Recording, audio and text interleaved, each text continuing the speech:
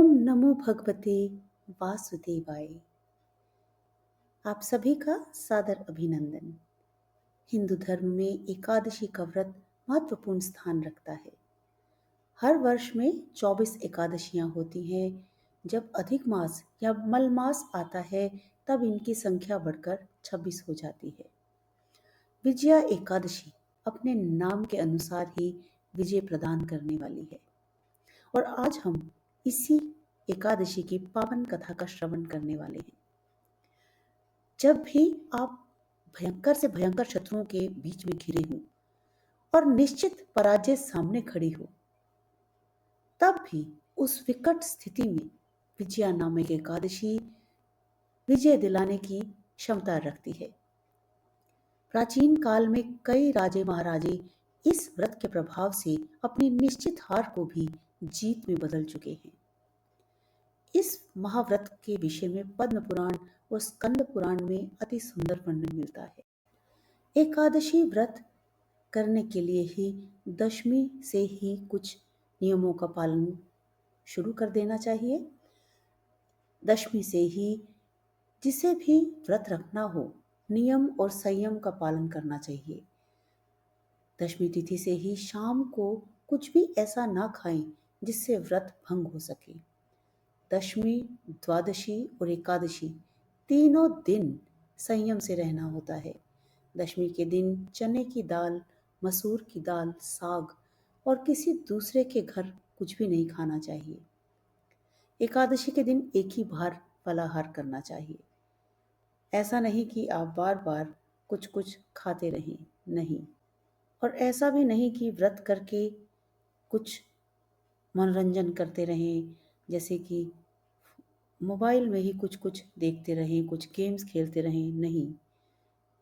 व्रत करके प्रभु का नाम लेना है, क्योंकि नाम में बहुत ही शक्ति होती है और जितना ही हम भगवान का नाम लेते रहेंगे और साथ में व्रत के नियमों का पालन करेंगे तो प्रभु अवश्य प्रसन्न होंगे। इस दिन किसी भी पेड़ की पत्ती को नहीं तोड़ना चाहिए।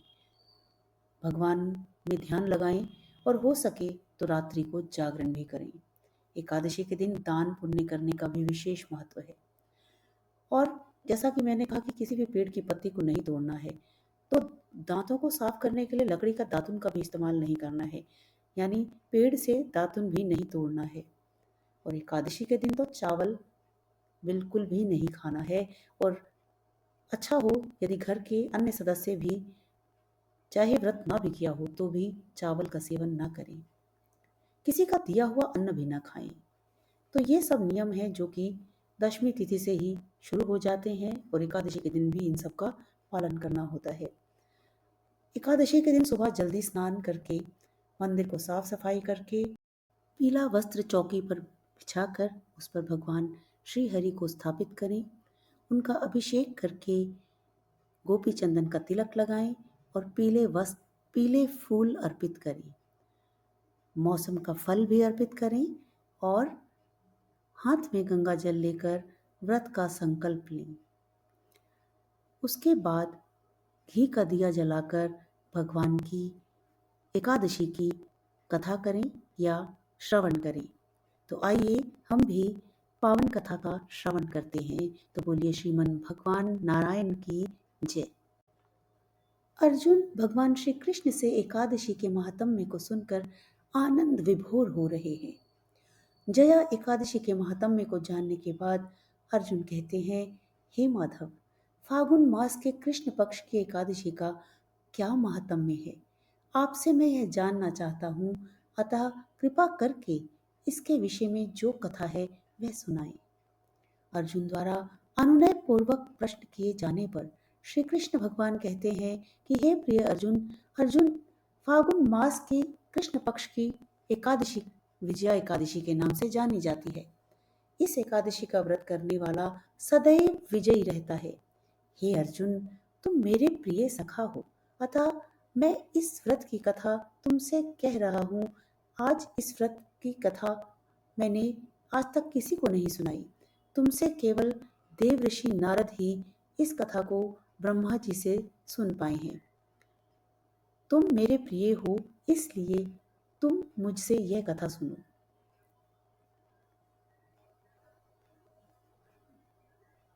फागुन मास के कृष्ण पक्ष की एकादशी का नाम विजया एकादशी है। इस व्रत के प्रभाव से राजाओं को विजय और मनुष्यों को पापों से मुक्ति मिलती है। इसके महात्म्य के श्रवण व पठन से सभी पाप नष्ट होते हैं और मनोकामना पूरी होती है। इससे वाजपेयी यज्ञ के समान फल मिलता है। एक समय की बात है कि ब्रह्मा जी ने नारद से कहा कि हे नारद, विजया एकादशी का व्रत नए पुराने पापों को नाश करने वाला होता है। यह विजया एकादशी व्रत करने वालों को अपने कार्य क्षेत्र में विजय प्राप्त कराती है।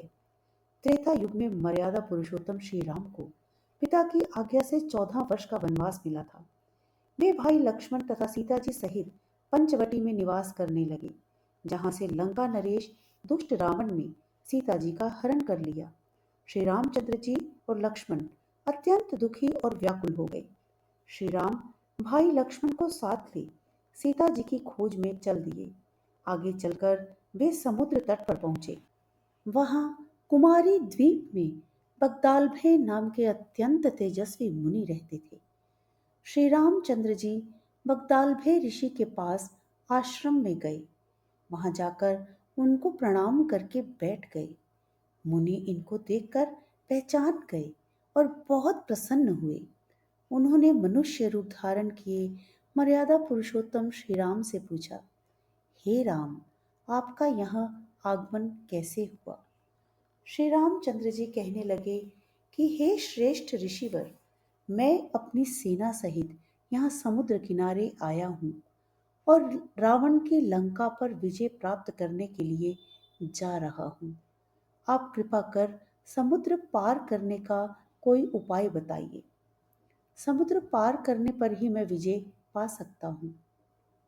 इस पर महर्षि बागदल भी बोले, फागुन मास के कृष्ण पक्ष की विजया एकादशी का व्रत करने से निश्चय ही आपकी विजय होगी।